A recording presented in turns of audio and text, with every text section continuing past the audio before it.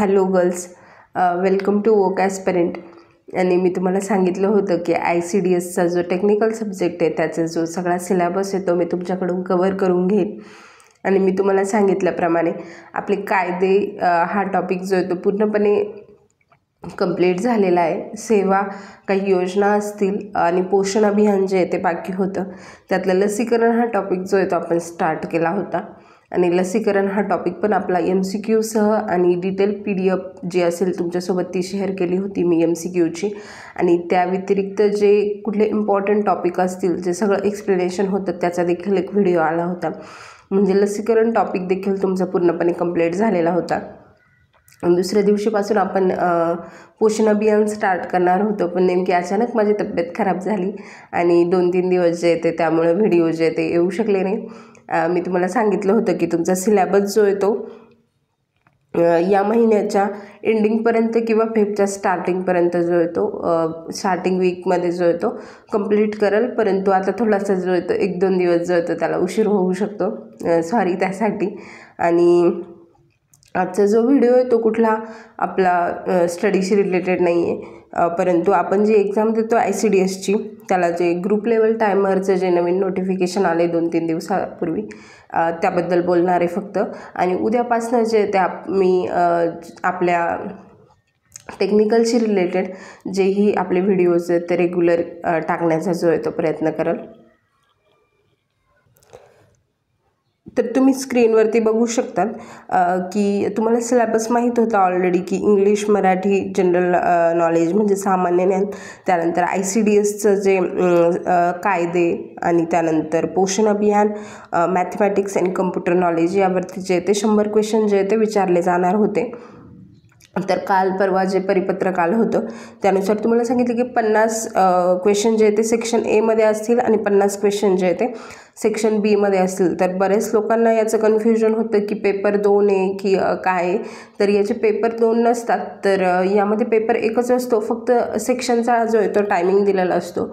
म्हणजे एकदा section close झाल्यानंतर म्हणजे 50 मार्क झाल्यानंतर ते 50 क्वेश्चन जे ते सबमिट होऊन जातात. त्या 50 क्वेश्चनवरती परत तुम्हाला जे ते रिचेक करायला जाता येत नाही की तुमचं काही चुकलं आहे किंवा काही बरोबर आहे.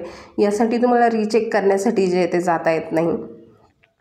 ही सिस्टीम TCSने जी आहे ती आत्ता नवीनच इंट्रोड्यूस केलेली आहे. आणि ही त्यांनी जी आधी म्हणजे कॉपी TCSमध्ये हा प्रकार ऑनलाईनमध्ये कमीच असतो, परंतु जो थोडाफार तलाठीमध्ये बऱ्याच वेळा तुम्ही न्यूजमध्ये ऐकला असेल की घोळ झाला असं न्यूजमध्ये देखील येत होतं. आणि त्याच प्रकरणाला जो आहे तो आळा घालण्यासाठी TCSने जे आहे ते हे इंट्रोड्यूस केलं आहे. आता याचे फायदे काय असतील, तोटे काय असतील, त्यानंतर तुमचं नियोजन कसं असावं, त्यानंतर मेरिट सेक्शनवरती याचा काही प्रभाव पडेल का, तर याबद्दल आपण जी ती आज इन्फॉर्मेशन घेणार आहे.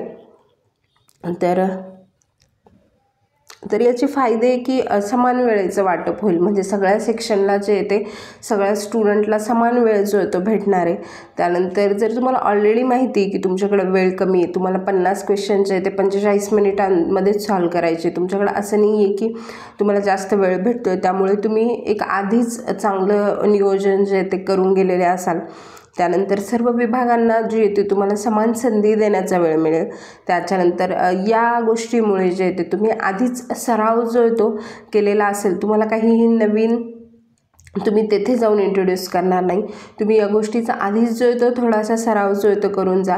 आणि त्यानंतर तुम्हाला तिथे जाऊन या गोष्टीमुळे गोंधळ जो आहे तो टाळता येईल. बरेच वेळा काय होतं की आपल्याकडे टायमिंग आपल्याला जर जास्त भेटला तर आपण क्वेश्चनचा आन्सर मार्क करून परत त्याला रिचेक करायला जातो. मग त्यात आणखी आपला गोंधळ निर्माण होतो.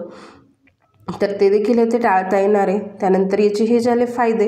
पण याचे तोटे जे ते जास्त मला वाटते फायद्यांपेक्षा याचे जे ते तोटे जास्त आहे. परंतु तुम्ही जर चांगला सराव केला तर तुम्हाला तुमचे तोटे देखील जे ते टाळता येतील. यामुळे जे ते स्ट्रेस वाढतो माणसाचा, कारण खूप कमी वेळेत म्हणजे 45 मिनटात तुम्हाला ते 50 क्वेश्चन करायचे जे तुम्हाला त्यानंतर रिचेक करायचा जो आहे तो ऑप्शन तुम्हाला भेटणार नाही. त्यामुळे ते पटपट जे ते तुम्हाला टिक करणं किंवा सॉल्व करणं जे ते गरजेचंच आहे. त्यानंतर वेळ खूप कमी मिळतो. 45 मिनिटांमध्ये तुम्हाला 50 क्वेश्चन करायचे. त्यानंतर ते तुमचं सेक्शन सबमिट होऊन जाईल. त्यामुळं तुम्हाला वेळ म्हणजे खूपच कमी भेटतो इथे. त्यानंतर बऱ्याच वेळा असं होतं की जेव्हा तुमचा पूर्ण 1.5 तासांचा पेपर असतो, तेव्हा तुम्ही जो तुमचा स्ट्रॉंग एरिया आहे तो पटपट संपवून जो तुमचा कमकुवत एरिया आहे त्याला जास्त वेळ देतात. परंतु इथे तसं करता येणार नाही आहे.